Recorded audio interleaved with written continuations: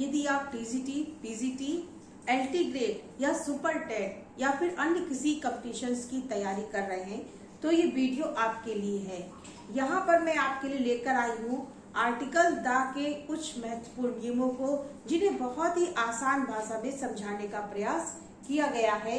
और ये वो नियम है जो प्रतियोगी परीक्षाओं में बार बार पूछे जाते हैं और जिनको बार बार रिपीट किया जाता है। आइए समझते हैं द के कुछ बहुत ही महत्वपूर्ण नियमों के बारे में। द का पहला नियम है, द का प्रयोग किसी खास स्थान, व्यक्ति या वस्तु से पहले जिसे स्पीकर पहले से जानता हो। जिसे स्पीकर पहले से ऑलरेडी जानता है उस व्यक्ति, वस्तु अथवा स्थान के नाम से पहले हम द लगाते हैं। इसे एग्जाम्पल के माध्यम से समझते हैं। आई नो द मैन, यहाँ पर ये मैन के आगे द लगा है। हु केम हियर, जो यहाँ आया। मैं उस व्यक्ति को जानता हूँ जो कि यहाँ पर आया, मतलब वह मैं जो है उस व्यक्ति को ऑलरेडी जानता हूँ, इसीलिए मैन के पीछे द लगा हुआ है।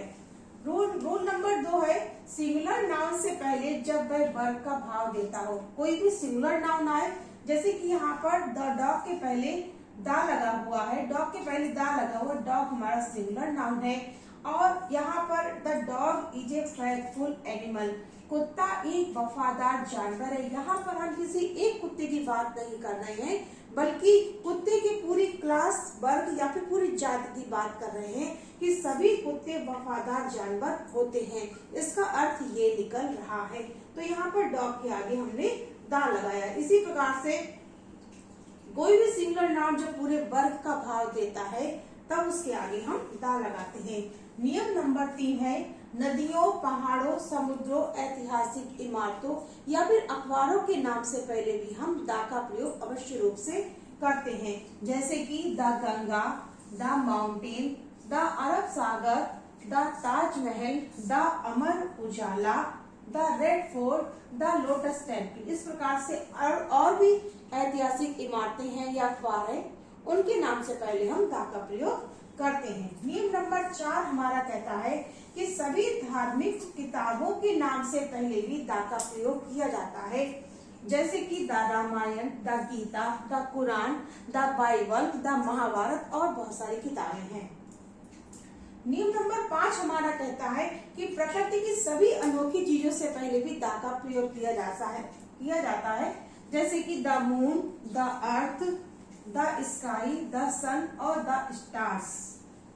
नियम नंबर 6 हमारा कहता है जब एडजेक्टिव का प्रयोग नाउन की भांति हो तब हम वहां पर द का प्रयोग करते हैं। देखिए एडजेक्टिव क्या होते हैं। एडजेक्टिव वो शब्द होते हैं जो नाउन या प्रोनाउन की विशेषता को बताते हैं। विशेषता बताने वाले शब्दों को ही एडजेक्टिव कहते हैं। और नाउन क्या होता है, नाउन जितने भी हमारे नाउन होते हैं वो सारे नाउन होते हैं। अब देखिए यहाँ पर ये पुअर शब्द जो आया है ये हमारा एडजेक्टिव है।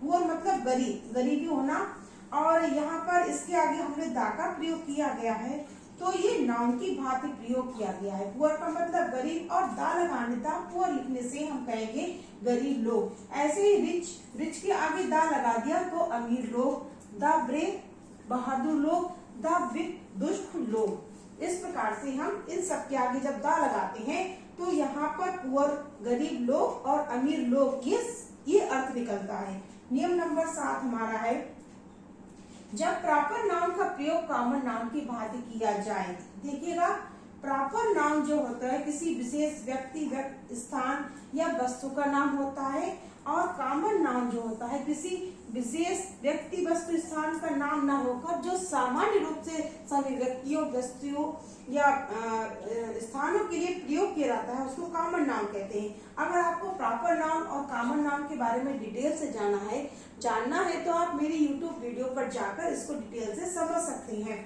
फिलहाल मैं आगे बढ़ते हुए बता रही हूँ कि Padmavati is the Belinda of India. यहाँ पर पद्मावती भारत की Padmavati is the Belinda of India. Padmavati भारत की बेलेंडा है। यहाँ पर बेलेंडा जो है लड़की का नाम है।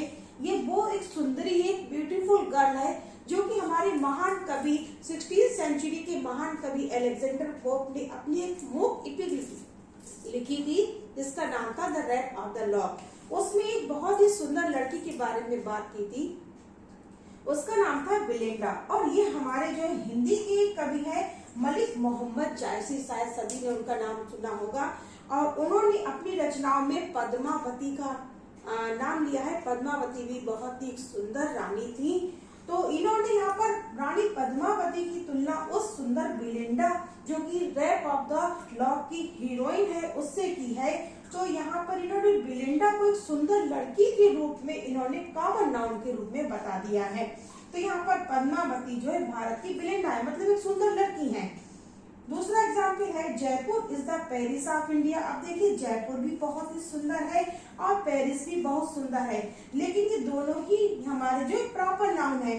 जयपुर हमारा एक शहर का नाम है, पेरिस भी शहर का नाम है, लेकिन एक शहर के नाम के आगे दा लगाकर मतलब सभी सुंदर शहर, एक सुंदर शहर की इमेज हम सामने क्रिएट हो रही है। तो इन्होंने कहा है कि जयपुर भारत का पेरिस के रूप में है।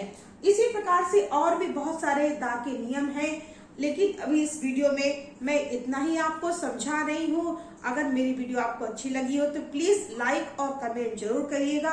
और मेरा यूट्यूब चैनल जो कि मैंने लिंक नीचे दे रखा है उस पर जाकर और ऐसी इंटरेस्टिंग वीडियो को बारे में जानकारी आपको चाहिए हो तो उस चैनल को सब्सक्राइब कर लीजिएगा।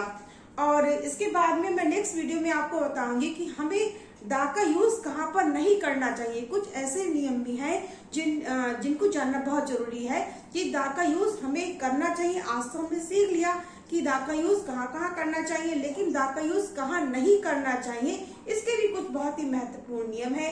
अगली वीडियो में मैं आपको इन्हीं नियमों के साथ मिलती हूँ। तब तक के लिए शुभ रात्रि, नमस्कार, टाटा, बाय बाय।